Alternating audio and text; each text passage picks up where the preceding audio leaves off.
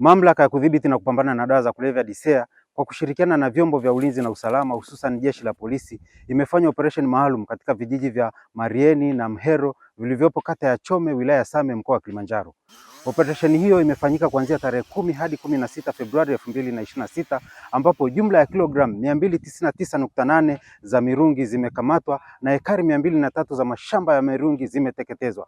Katika operesheni hiyo watuhumiwa 7 wamekamatwa kuhusiana na uhalifu huo. Watuhumiwa hao ni miongoni mwa wachache waliokaidi maagizo ya serikali licha ya jitihada za muda mrefu za operation na utoaji wa elimu zilizofanyika miaka ya hivi karibuni.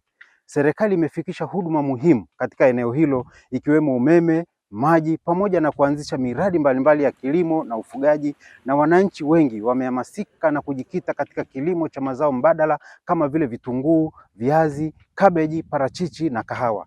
Hii ni ishara kuwa jamii imeanza kuona manufaa ya uchumi halali na endelevu.